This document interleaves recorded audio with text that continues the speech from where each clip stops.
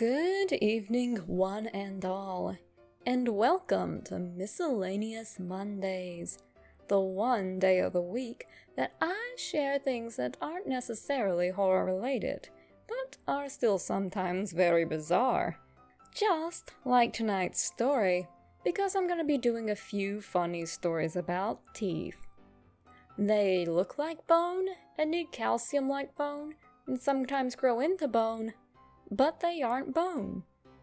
We spend hundreds of dollars to keep them healthy, put ourselves through the slow and torturous annoyance that are braces to straighten them, and do a multitude of treatments to make them gleam like freshly fallen snow.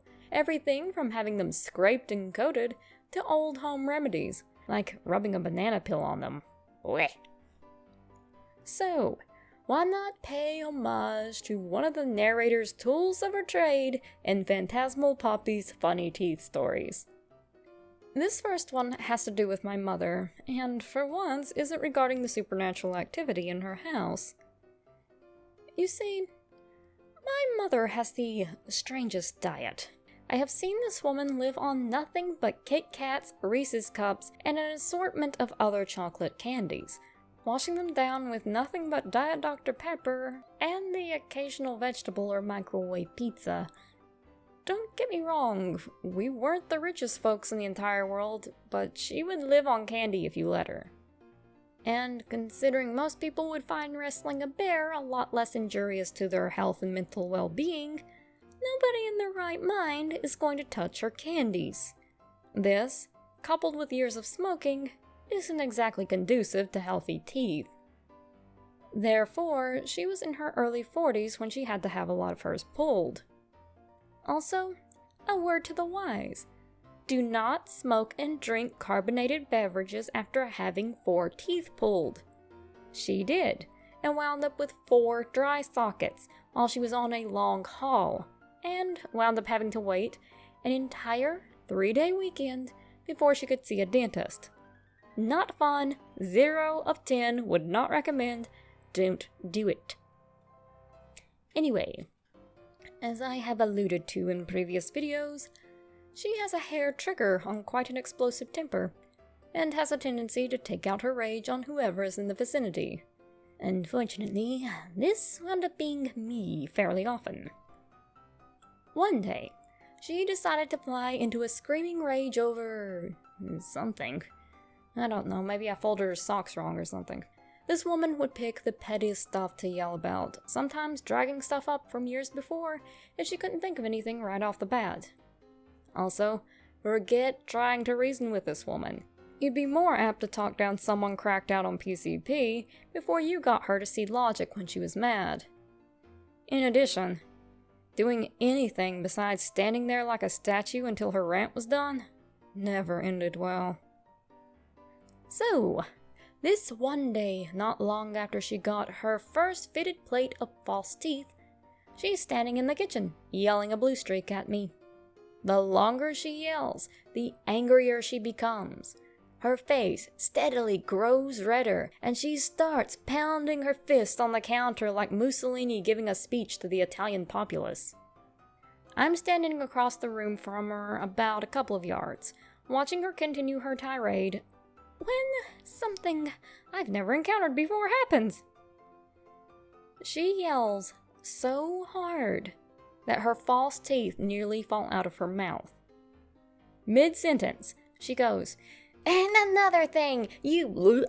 And suddenly, she's looking down like she doesn't understand what just interrupted her rant, which immediately cuts to her frantically flapping her lips as if she's trying to catch her false teeth with her gums and her remaining real teeth.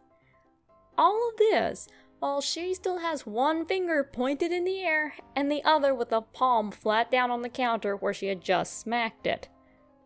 Why she didn't use her hands, I'm not quite sure, but I suspect it's because she had sort of panicked because, as she put it, "them teeth were damn expensive." So at this point, I do what most people would do and just burst out laughing. Yes, I was tempting fate and risking an even longer berating, but there was no holding back those floodwaters once the dam burst. She just scowls at me, moving her lips around while trying to wiggle her teeth back into place, still having forgotten the use of her arms, and gives me a muffled, "Shut up!" I tap danced all over Faith that day by continuing to laugh in her face. Because who out there yells so hard that they literally yell their teeth out? Eventually, my mother remembers she still has hands and proceeds to try to cram the false teeth back in and forgets all about me in her embarrassment. So I managed to walk away with a new metaphor that day without having something chucked at my head for laughing at her. Score one for me! This next story involves a lot more lighthearted individuals. Years ago, I went to school with a boy we'll call Joe. Joe was a real redneck of a kid. Fishing, hunting, mudding, NASCAR, these were all things you would associate with Joe. He had one of the deepest accents of anyone around me, and he was one of the biggest jokesters I've ever seen. He always had this real quirky grin on his face, and despite him being one of the thinnest fellows in my grade, he was more than able to give some of the even big muscle-bound guys a run for their money when they started horsing around. If it was a challenge, Joe was in on it. So one day, he and his small gaggle of guys got it into their heads to see who could do the most push-ups in under a minute. Joe won. Then, it turned into who could do the most clap push-ups. Joe lost that one to a guy with a very similar name, whom we'll call Joey for this story. Not wanting to come out the loser, but still a good sport, Joe then proclaims that they need to see who can do the most double clap push-ups. Now, some of you might be wondering what a clap push-up is. Well, when you push yourself up out of a push-up, you do it fast enough that you can clap your hands before you fall back into the push downward position. Double clap push-ups mean you have to clap your hands twice in front of you before you fall. Obviously, this takes a decent amount of strength, so of course it was something that wiry old Joe had to try. He got 1 before he faceplanted the gym floor. Surprisingly, he did not break his face, but he did manage to clip his top 2 front teeth in half horizontally. None of the rest of us initially had any idea why he was up and hopping around with a palm pressed to his mouth, because sometimes Joe just did that because he was being dramatic over some idea he had and was trying to hold back laughter.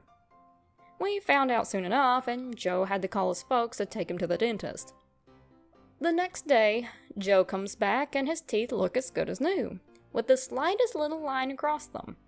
I can't remember if the dentist was able to reattach the pieces or they were caps at the time, but if they were caps, they matched up fairly well. Well, later that day, I'm standing in the hall talking to Joe, Joey, and a few other guys before our Spanish class when Joey asks a question. Joe turns and goes to answer him when we all learned that his teeth weren't fused together as well as we thought. The 2 fused bits fly out mid-sentence and ping Joey right in the forehead. This then leads to Joe hopping around, touching his broken teeth, yelling, "My teeth! My teeth!" while Joey is now rubbing his forehead with a disgusted look, yelling back, "Your teeth! Your teeth!" Joe promptly had to leave once he found where his tooth parts bounced to, and finally got them properly fixed after that. Anyway, I hope you all enjoyed these stories. Like, share, and subscribe, and tune back in on Wednesday for another one of my scary stories. Hit the notification bell so you don't miss out on that, and if you're feeling generous, check out my Patreon page at patreon.com/Phantasmal Poppy. Good night, and see you all real soon.